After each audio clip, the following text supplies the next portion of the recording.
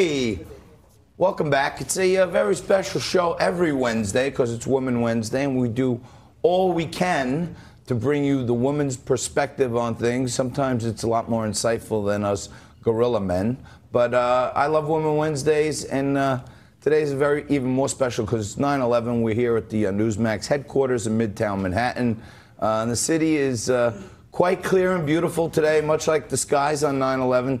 And there is kind of like this calm over the city, like people aren't pushing each other out of the way and slamming doors. And you know, I think here everyone is remembering, and God bless all those that were lost. Typically, we bring on a Democrat and a Republican in this segment, and we have them mix it up, duke it out. Today's show is about thoughtful conversation. It's about love. It's about being American. And we're not going to duke it out today. So Frank and I are joined now on Skype by Sarah Chamberlain. She is a Republican strategist. Sarah, how are you? Welcome to the show. And she's the CEO of Republican Main Street Partnership, the founder of Women to Women. So, Sarah, the first thing we were talking about in our intro was, you know, how should 9/11 be remembered? And a lot of the left wing doesn't want to show the towers coming down.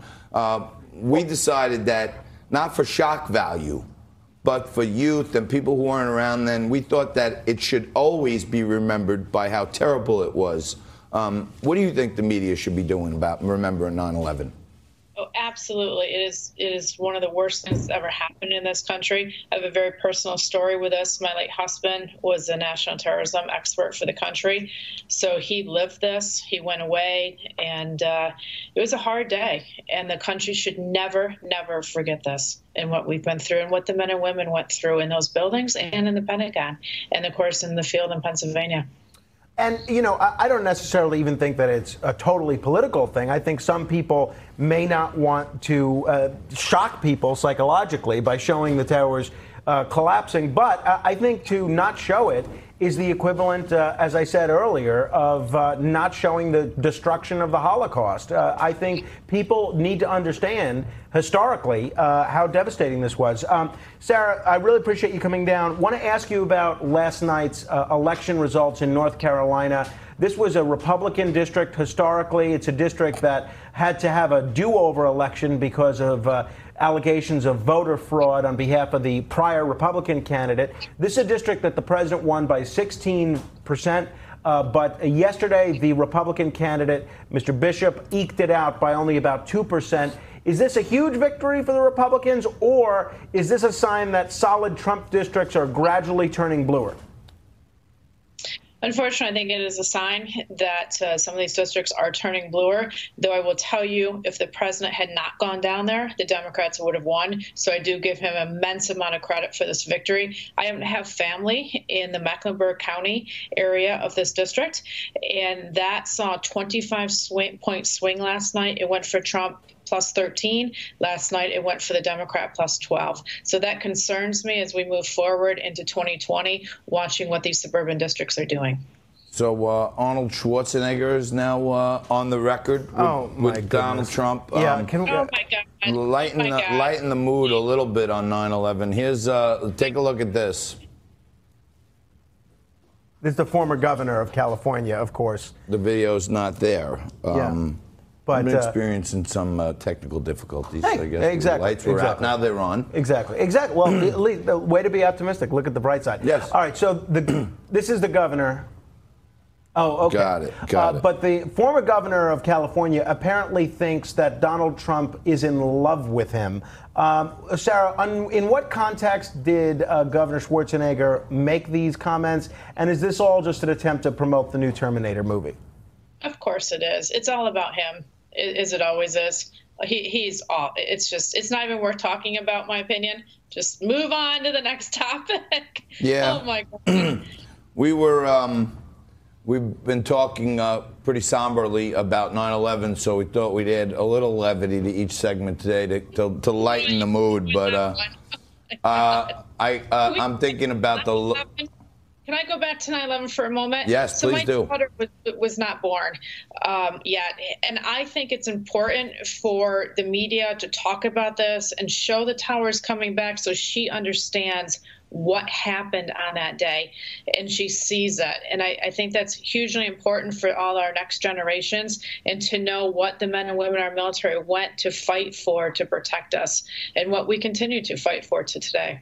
Well, speaking of fighting, that seems to be one of the major issues that resulted in the departure of John Bolton. It was right about this time yesterday where the president tweeted this about John Bolton's departure. And we could throw that up there on the screen if we have the president's tweets. He said, I informed John Bolton last night that his services are no longer needed at the White House. I disagreed strongly with many of his suggestions, as did others in the administration, and therefore I asked John for his resignation, which was given to me this morning. I thank John very much for his service. I will be naming a new national security advisor next week. Now, John Bolton completely disputed that. The only thing he said on the record is this tweet, in which he said that he told the president that he wanted to resign, and then the president said, let's talk about it tomorrow. So the president claims he fired him. John Bolton says he quit. What do you make of this? I think he probably let him go. Bolton is much more conservative. He wants to fight. He always seems to want to send our men and women into war. Bomb here, bomb there. And I was actually, honestly, very pleased to see that this did happen yesterday. And I think that the country should support the president 100% in this decision. Thank God they called off that meeting with the Taliban. Because Bolton would have still been around. He would have probably had a drone attack on Camp David just to get. No, I'm serious. You know, the guy was the hawk of all hawks. Frankie and I were literally throwing a party on the show yesterday because we don't want to be at war. No. President Trump. Trump even picked him, to be honest. But as I said, it's like, okay, good riddance. I'm sorry. I'm sure he's a very nice man, but which he is, by the way. Put our men in any more danger. You and me both. And speaking of wars and more wars, Trump doesn't want to stop his war with the Federal Reserve chair, attacking him again. Here's his tweet.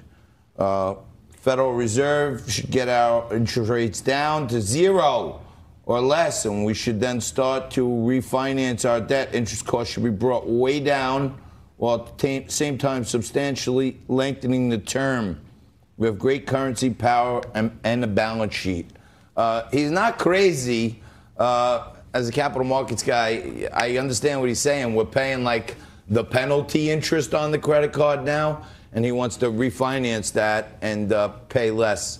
I don't like the policy of the president trying to stick his nose into an independent organization. Should he be bombing the Federal Reserve chair like this? Actually, I don't think he should be. He chose the chairman, and he needs to support him and let him do his job. If he doesn't think the man is doing his job, then I guess he could terminate him. But no, I think he should let the Fed Reserve do what they do and back off them a little bit. I think in the past few years they've done a great job controlling our economy, and we've been successful. And I think Trump does share that with them. Obviously, people are working. We have a great economy, but it does help that the Fed is right there with their legislation and what they're doing. So I think there should be a definite separation of entities and let them do their jobs. Sarah Chamberlain, CEO of Republican Main Street Partnership, I want to thank you so much for joining us today by Skype. Next time you're in town, please join us for a liquid lunch in studio. You watching at home, thank you for tuning into this 9/11 edition. Quick break coming up after this with our legal eagle, Tisha Powell.